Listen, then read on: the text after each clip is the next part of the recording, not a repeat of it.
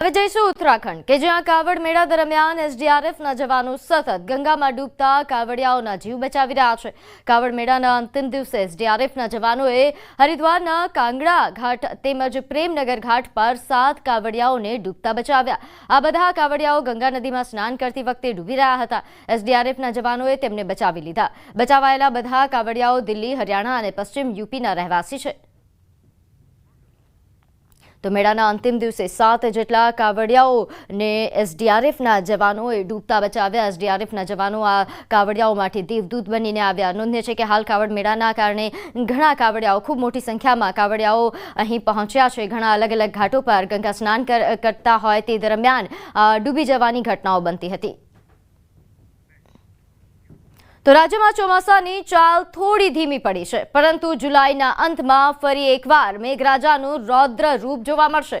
પરંતુ દેશના કેટલાક ભાગોમાં તો અત્યારે જ મેઘરાજાના રૌદ્ર રૂપના દર્શન થઈ રહ્યા છે। મેઘરાજા અત્યારે જ લોકોને 2 હાથ જોડાવી રહ્યા છે।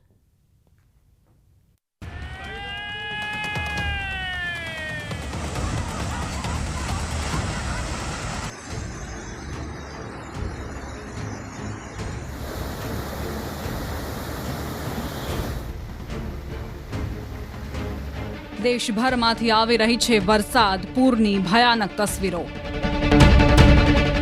પર્વતથી મેદાન સુધી ચાલુ છે પૂરનો પ્રકોપ। દેશના અલગ અલગ ભાગોમાં મોન્સૂન કહેર વરસાવી રહ્યું છે। ક્યાંક ભારે વરસાદથી તબાહી મચી છે, ક્યાંક રસ્તા પર નદી વહી રહી છે। પર્વતીય વિસ્તારોમાં ભૂસ્ખલન અને ભારે વરસાદે જનજીવન પૂરી રીતે પ્રભાવિત કરી નાખ્યું છે। હિમાચલમાં ભારે વરસાદથી તબાહી।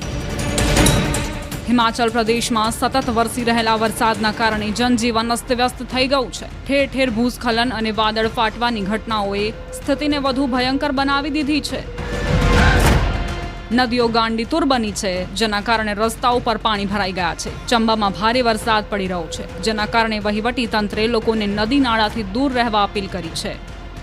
શિમલાના રામપુરમાં એક ભયાનક દુર્ઘટના ઘટી, જ્યાં પર્વત પરથી ભેખડો નીચે ધસી પડતા એક પિકઅપ વાન પૂરી રીતે કચડાઈ ગઈ। આ દુર્ઘટનામાં 2 લોકો ગંભીર રીતે ઇજાગ્રસ્ત થઈ ગયા, માટે વહીવટી તંત્રે લોકોને સતર્ક રહેવા સલાહ આપી છે। હિમાચલ પ્રદેશમાં છેલ્લા 2 દિવસથી ભારે વરસાદ પડી રહ્યો છે। હવામાન વિભાગે 4 જિલ્લાઓ માટે ઓરેન્જ એલર્ટ જાહેર કર્યું છે। 8 જિલ્લાઓ માટે યલો એલર્ટ જાહેર કર્યું છે। ઉના, હમીરપુર, સોલન અને બિલાસપુર જિલ્લાઓ માટે ઓરેન્જ એલર્ટ જારી કરવામાં આવ્યું છે। હિમાચલ પ્રદેશમાં છેલ્લા 36 કલાકથી ભારે વરસાદના કારણે ઘણી જગ્યાએ ભૂસ્ખલન થયું છે અને 5 લોકોના મોત થયા છે। ભૂસ્ખલનના કારણે 3 રાષ્ટ્રીય ધોરીમાર્ગો સહિત 398 રસ્તાઓ બંધ છે। 3 સબ ડિવિઝનમાં શાળાઓ બંધ છે અને 682 પાવર ટ્રાન્સફોર્મર બંધ છે।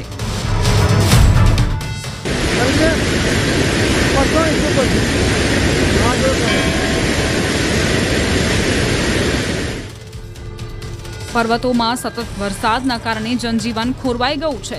સોમવારે ચમોલી જિલ્લામાં દિવસભર વરસાદ પડ્યો હતો, જો કે મંગળવારે હવામાને થોડી રાહત આપી છે। પર્વતોમાં વરસાદના કારણે અલકનંદા નદીનું પાણીનું સ્તર પણ સતત વધી રહ્યું છે। અલકનંદા નદીના વધતા જળસ્તરના કારણે બ્રહ્મા કપાલ, ગાંધીઘાટ, નરસિંહ અને પ્રહલાદ શીલા ડૂબી ગયા છે। વહીવટી તંત્રે પ્રવાસીઓને નદીથી દૂર રહેવાની સલાહ આપી છે।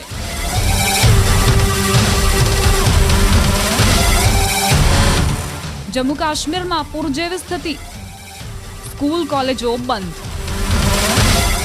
જમ્મુ કાશ્મીરમાં પણ વરસાદના કારણે પૂર જેવી સ્થિતિ પેદા થઈ છે। રાજૌરીમાં નદીઓના જળસ્તર સતત વધવાના કારણે પૂરની સ્થિતિ સર્જાઈ ગઈ। રહેણાંક વિસ્તારોમાં રસ્તાઓથી લઈ ઘરો સુધી પાણી ભરાઈ ગયા છે, જેના કારણે લોકો ઘરોમાં કેદ થઈ ગયા છે।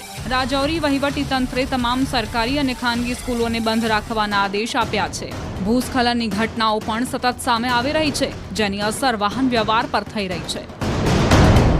પૂંછના રાષ્ટ્રીય રાજમાર્ગ પર ભૂસ્ખલન થવાથી રસ્તો પૂરી રીતે બંધ થઈ ગયો, જેના કારણે રસ્તાની બંને બાજુ વાહનોના થપ્પા લાગી ગયા। વહીવટી તંત્ર સવારથી કાટમાળને હટાવવાનું કામ કરી રહ્યું છે, જેથી રસ્તાને જલ્દીમાં જલ્દી ખોલી શકાય। કારગિલથી પણ વાદળ ફાટવાના સમાચાર સામે આવ્યા।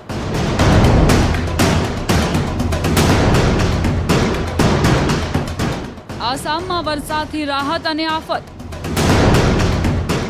આસામની રાજધાની ગુવાહાટીમાં ભારે વરસાદના કારણે ગરમીથી રાહત તો મળી, પણ ઠેર ઠેર પાણી ભરાતા લોકોને કેટલીય મુશ્કેલીનો સામનો કરવો પડી રહ્યો છે.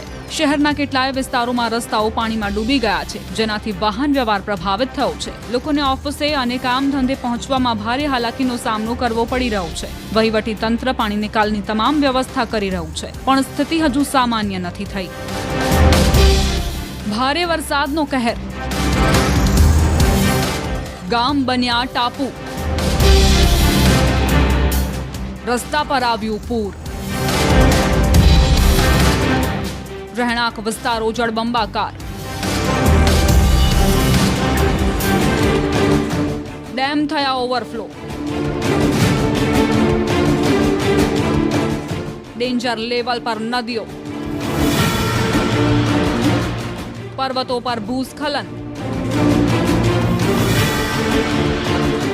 કુદરતના કહેરની આ તસવીરો ડરાવનારી છે. ભારે વરસાદનો કહેર એવો જોવા મળી રહ્યો છે કે ચારે બાજુ બસ તબાહી જ તબાહી નજરે પડી રહી છે. મેદાન હોય કે પર્વત, ચારે બાજુ બરબાદી જ નજરે પડી રહી છે. જેની એક તસવીર હિમાચલ પ્રદેશના સોલનથી આવી છે, જ્યાં પર્વત પર આફત તૂટી પડી. અહીં મંગલી રોડ પર ભયાનક ભૂસ્ખલન થયું છે. અહીં રસ્તા પર પર્વતનો એક મોટો ભાગ ધસી પડતો જોવા મળ્યો, જેનાથી આખો રસ્તો કાટમાળથી ભરાઈ ગયો. કુદરતના આ કહેરને જોઈને લોકો ભયભીત છે.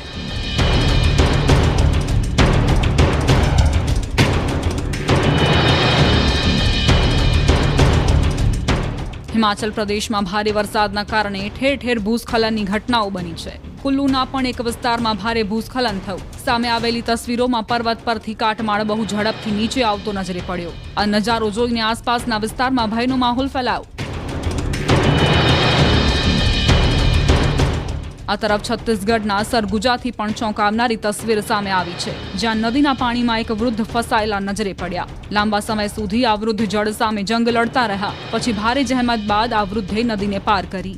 જાણકારી મુજબ આ વૃદ્ધ કોઈ કામ માટે બહાર ગયા હતા. પાછા ફરતા હતા ત્યારે નદીમાં ભયાનક પૂર આવી ગયું હતું. મેદાની વિસ્તારો જ નહીં, પર્વતીય વિસ્તારોમાં પણ જિંદગી પર ભારે પડી રહ્યું છે પાણી. ઉત્તરકાશીમાં જીવ જોખમમાં મૂકી કેટલાક મજૂરો વીજળીના વાયરોને રિપેર કરતા નજરે પડ્યા. નીચે પાણીનો પ્રચંડ પ્રવાહ હતો, છતાં પણ મજૂરોએ જીવ જોખમમાં મૂકી વીજળીના તારને રિપેર કર્યા. એક તસવીર ઉત્તર પ્રદેશના ઝાંસીથી આવી છે. અહીં કેટલાય ગામો જળબંબાકાર છે. રસ્તાઓ ડૂબી ગયા છે. રસ્તા પર 1-2 ફૂટ નહીં, 20 થી 25 ફૂટ જેટલા પાણી ભરાયા છે. સ્થિતિ એવી બની છે, છતાં પણ ગામના લોકો જીવ જોખમમાં મૂકી પોતાના ગામે પરત ફરતા નજરે પડ્યા. દોરડાની મદદથી આ લોકો પાણીનો પ્રવાહ પાર કરી રહ્યા છે. लगभग पानी हमारे खोने गर्दन के आसपास आ गया. इससे ज़्यादा हम जाने की हिम्मत नहीं जुटा पा रहे हैं. अब आप देखिए ये देखिए, ये एकमात्र संपर्क मार्ग है जो पिछले गांव वालों का कहना है कि पिछले 19 जून से डूबा हुआ है. यानी कि गांव का संपर्क मुख्यालय से तकरीबन 1 महीने के आसपास समय हो गया है, वो पूरी तरह से कट चुका है. अब आप समझ सकते हैं कि गर्दन भर पानी में हम इस समय इसलिए मौजूद हैं कि हम दिखाना चाहते हैं कि देखिए किस तरह से गांव वाले पिछले 1 महीने से जान जोखिम में डालकर, अगर किसी को काम पड़ता है मुख्यालय या कहीं और जाना पड़ता है तो केवल एक ही मात्र रास्ता है, कभी इस टायर ट्यूब से या फिर कभी इसी हालात से इसी तरह से चल. તો નજર કરીશું અન્ય સમાચાર પર જે અમદાવાદથી સામે આવી રહ્યા છે. અહીં રાણીપ વિસ્તારમાં પીસીબીના દરોડા, સુભાષ બ્રિજ પાસે જુગારધામ પર દરોડા પાડવામાં આવ્યા. પોલીસે 18 જુગારીઓની ધરપકડ કરી છે. 4.75 લાખ રોકડા તેમજ 17 મોબાઈલ, 2 કાર સહિત 12.97 લાખનો મુદ્દામાલ કબજે કરવામાં આવ્યો.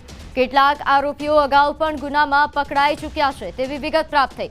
તો જુગાર રમવા પત્તાની કેટના બોક્સ પણ મળી આવ્યા. ગાદલા પાથરીને ઓફિસમાં જુગારધામ ચાલતું હતું. મુન્નાભાઈ નામના વ્યક્તિની ઓફિસ હોવાની પણ વિગત પ્રાપ્ત થઈ રહી છે. તો રાણીપ વિસ્તારમાં પીસીબીના દરોડા, આ એક્સક્લુઝિવ દ્રશ્યો અને સમાચાર આપ જુઓ. ગત મોડી રાત્રે દરોડા પાડીને આ તમામ જુગારીઓની ધરપકડ કરવામાં આવી, જેમાં રોકડ રૂપિયા સહિતનો મુદ્દામાલ કબજે કરવામાં આવ્યો. 4.75 લાખ રોકડા મુદ્દામાલ કબજે કરાયો હતો. અમદાવાદમાં રાણી પોલીસ સ્ટેશનની હદમાં સુભાષ બ્રિજ પાસે એક ભોયરામાં જુગારધામ ઝડપાયું છે. ગઈકાલે પીસીબીએ દરોડા પાડી અને આ ભોયરામાંથી જુગારધામ ઝડપી પાડ્યું છે. હાલ આપ જે દ્રશ્ય જોઈ શકો છો એ ભોયરાના દ્રશ્યો છે કે જ્યાં ગાડલા પાથરી અને 18 લોકો જે છે કે તેઓ અહીંયા જુગાર રમી રહ્યા હતા અને પોલીસે 4 લાખથી પણ વધુનો મુદ્દામાલ કબજે કર્યો છે અને 18 લોકોની અટકાયત કરી છે, જેમાં પ્રાથમિક વિગત જે સામે આવી છે કે જેમાં ધર્મેન્દ્ર ઉર્ફે મુન્નાભાઈ કોષ્ટીની આ ઓફિસ હોવાની વિગત સામે આવી છે અને પોલીસે હાલ સમગ્ર મામલે તપાસ શરૂ કરી છે. હું દ્રશ્ય પણ આપને બતાવીશ કે હાલ આપ જે જોઈ શકો છો કે જે જુગારધામ ઝડપાયું છે, જે પત્તાની કેટ છે તેના બોક્સ અહીંયા જોવા મળી રહ્યા છે. પોલીસે તમામ મુદ્દામાલ કબજે કર્યો છે અને 18 લોકોની અટકાયત કરી અને તપાસ શરૂ કરી છે અને એ દ્રશ્યો પણ આપ જોઈ શકો છો કે અહીંયા જે જુગાર ચાલી રહ્યો હતો અગાઉ પણ આ જ ભોયરામાંથી અને અહીંયા આ વિસ્તારમાંથી જુગારધામ ઝડપાઈ ચૂક્યું છે અને ફરી એકવાર પીસીબીએ જે દરોડા પાડ્યા છે જેમાંથી આ જુગારધામ જે છે તે ઝડપાયું છે અને 18 લોકોની જે છે તે અટકાયત કરીને પોલીસે તપાસ શરૂ કરી છે. કેમેરામેન ખેંગા રાઠોડ સાથે સંજય ટાંક, ન્યૂઝ 18 ગુજરાતી, અમદાવાદ. તો બીજી તરફ અમદાવાદના તારાપુરથી બગોદરા રોડ પર કરોડોનો દારૂ ઝડપાયો. ગ્રામ્ય એલસીબીએ દારૂ ભરેલી ટ્રક ઝડપી 1.2 કરોડના દારૂ સાથે 1.24 કરોડનો મુદ્દામાલ કબજે કરાયો છે અને એકની ધરપકડ કરાઈ, જ્યારે 2 ફરાર આરોપીઓની શોધખોળ શરૂ છે. તો તારાપુરથી બગોદરા રોડ પર આ કરોડોનો દારૂ મળી આવ્યો છે. એકની ધરપકડ પણ કરી લેવામાં આવી છે. આ ઉપરાંત 2 લોકો ફરાર છે, જેમને શોધખોળ માટે હાલ પોલીસે તજવીજ હાથ ધરી છે. નોંધનીય છે કે 1.24 કરોડનો મુદ્દામાલ પોલીસે ઝડપ્યો છે. આ દારૂની બોટલો છે, આ દારૂનો જથ્થો છે જે ખૂબ મોટી સંખ્યામાં મળી આવ્યો છે. ડુંગળીની આડમાં આ દારૂની હેરાફેરી ચાલતી હતી, જેણે અમદાવાદ એલસીબી દ્વારા હાલ આ જે આખું કૌભાંડ છે તે સામે આવ્યું છે. ટ્રક ઝડપી પાડવામાં આવી, જેમાં 1.2 કરોડના દારૂ સાથે 1.24 કરોડનો મુદ્દામાલ કબજે કરાયો. આગળ વાત કરીએ મોરબીની. અહીં ચનાળા ગામ નજીક લૂંટની ઘટના બની. કરિયાણાના વેપારી પાસેથી પૈસા ભરેલી બેગની લૂંટ ચલાવી. 3.5 લાખ ભરેલ થેલાની લૂંટ ચલાવ્યા હોવાની માહિતી છે. અજાણ્યો ઇસમ લૂંટ ચલાવીને ફરાર થયો. એલસીબી તેમજ એ ડિવિઝન પોલીસે તપાસ હાથ ધરી. ગામનો જ કોઈ વ્યક્તિ હોવાનો ફરિયાદીનો દાવો છે. પોલીસે સીસીટીવી ચેક કરવા સહિત વિવિધ દિશામાં તપાસ હાથ ધરી છે.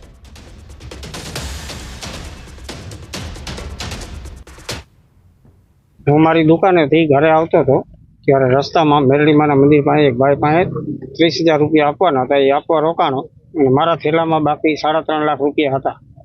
એ 3.5 લાખ રૂપિયા લઈ અને એ ભાઈને પૈસા આપી અને હું મારા બાઇકમાં બેસવા જતો હતો. ત્યાં પાછળથી એક્ટિવાવાળા ભાઈ એક આવી અને મારી થેલો અને મને પકડી લીધો અને થોડીક મારકૂટ થઈ. મેં મારો થેલો બચાવવાની ટ્રાય કરી પણ એ થેલાનું નાકું તૂટી ગયું અને લઈ અને દોડીને ભાગી ગયા. હવે જઈએ દાહોદ કે જ્યાં વાંદરિયા ગામની એક ઘટના સામે આવી છે. યુવતી ભગાડવા મુદ્દે 2 જૂથો વચ્ચે મારામારી સર્જાઈ. છોકરા પક્ષના ઘરમાં તોડફોડ કરવામાં આવી. યુવતીને પોલીસ મથકે હાજર કરવાને લઈને ધીંગાણું મચ્યું. યુવતી પક્ષના લોકો ઉશ્કેરાયા અને તોડફોડ કરી. પથ્થરો અને લાકડાઓ તેમજ અન્ય હથિયારો વડે છોકરા પક્ષ પર તૂટી પડ્યા. તમામ ઇજાગ્રસ્તોને હાલ ઝાયડસ હોસ્પિટલ લવાયા છે. તાલુકા પોલીસ ઘટના સ્થળે પહોંચી છે અને તપાસ હાથ ધરાઈ છે. 6.5 લાખ રૂપિયા આપવાની વાત કરી, પૈસા પણ આપવાની વાત કરી અને છોકરી બી સોંપી દેવાની વાત કરી. આ બાબત ચાલતી જ હતી અને એના લોકોએ ત્યાં પંચમાંથી બધા વખરીને ડાયરેક્ટ ઘરે મારવા જતા રહ્યા. અમે બધા પંચમાં જ બેઠા હતા. ત્યાં નાના છોકરાઓ, મારી મમ્મી, મારી ભાભી લોકોને બધાને માર્યા છે. મારી મમ્મીની ઇજ્જત લૂંટવાની બી કોશિશ કરી છે. મોરબીની તક્ષશિલા વિદ્યાલયમાં વિદ્યાર્થી અને શિક્ષક વચ્ચે મારામારી થઈ, જેના સીસીટીવી ફૂટેજ વાયરલ થઈ રહ્યા છે. જે મામલે મોરબી જિલ્લા શિક્ષણ અધિકારીએ તપાસ શરૂ કરી. તક્ષશિલા સ્કૂલના શિક્ષક દિનેશ ગોસાઈનું નિવેદન સામે આવ્યું છે. તેમણે કહ્યું કે વિદ્યાર્થીએ ગેરવર્તન કરતા તેને લાફો માર્યો હતો. બાદમાં વિદ્યાર્થીએ શિક્ષક સાથે મારામારી કરી હતી. જિલ્લા શિક્ષણ અધિકારીએ આ બાબતની ગંભીર નોંધ લઈને તપાસના આદેશ આપ્યા છે. તો આ દ્રશ્યો છે સીસીટીવી ફૂટેજ જે વાયરલ થઈ રહ્યા હતા, જે બાદ હવે અહીં જિલ્લા શિક્ષણ અધિકારી પણ એક્શનમાં આવ્યા છે અને આ બાબતને લઈને ગંભીર નોંધ લઈને તપાસના આદેશ આપવામાં આવ્યા. મેં ટેસ્ટ લીધેલી હતી અર્થશાસ્ત્રની. આ ટેસ્ટ દરમિયાન વિદ્યાર્થીએ ટેસ્ટ આપેલી નહીં, એટલે હું વિદ્યાર્થીને પૂછતો હતો કે ભાઈ તું તે દિવસે કેમ શાળાએ હાજર નહોતો. તો મને હું બીમાર હતો. મેં કીધું તો અમારી શાળામાં શું છે કે કોઈ વિદ્યાર્થી ગેરહાજર રહીએ તો એના વાલીનો ફોન આવે અથવા વાલીનો મેસેજ આવે અથવા વાલીની ચિઠ્ઠી આવી જાય. તે દિવસે એ વાલીની કોઈ મેસેજ નહીં, કોઈ ચિઠ્ઠી નહીં, કોઈ વાલીનો ફોન નહોતો. એટલે મેં પૂછ્યું, મેં કીધું તું બીમાર હોય તો તારા વાલીનો મને ફોન આવેલો નથી કીધું. તો વિદ્યાર્થીએ મારે ગેરવર્તન કર્યું. પછી મેં એવું મારા જોડે ક્લાસમાં વર્તન બિહેવિયર કર્યું એટલે મેં ક્લાસ વચ્ચે વિદ્યાર્થીને ફડાકો મારેલો તો વિદ્યાર્થી સીધો મારો કાટલો પકડી મારી બોચી પકડી અને મને પાડી દીધેલો અને મારા ઉપર જે હુમલો કર્યો અને બીજા જે વિદ્યાર્થીઓ હતા એ વિદ્યાર્થીઓ મને છોડાવેલો. પછી તે વિદ્યાર્થીના વાલી આવ્યા હતા. વાલી આવીને પછી મારી પાસેથી એલસી લઈ ગયા હતા. અમે એલસીને આપી દીધેલું હતું. જો આ ઘટના ઘટેલી હોય તો ખૂબ ગંભીર બાબત કહેવાય અને નિંદનીય બાબત કહેવાય, જેથી અમે અમારી કચેરી મારફત શાળાને હકીકતલક્ષી અહેવાલ પાઠવવા અને અમારા જે બીટ નિરીક્ષક છે એને આ બાબતે વધુ તપાસ માટે તપાસની કામગીરી સોંપેલ છે. તો આ તરફ વડોદરાના પાદરામાં તંત્રના પાપે માસૂમનો ભોગ લેવાયો. પાદરા શહેરમાં કિશોરને કરંટ લાગ્યો. કરંટ લાગતા કિશોરનું મોત નીપજ્યું. ગટરના પાણી રોડ પર ભરાતા પાણીમાં કરંટ ઉતર્યો હતો. સાયકલ સવાર કિશોર કરંટ લાગતા ઢળી પડ્યો.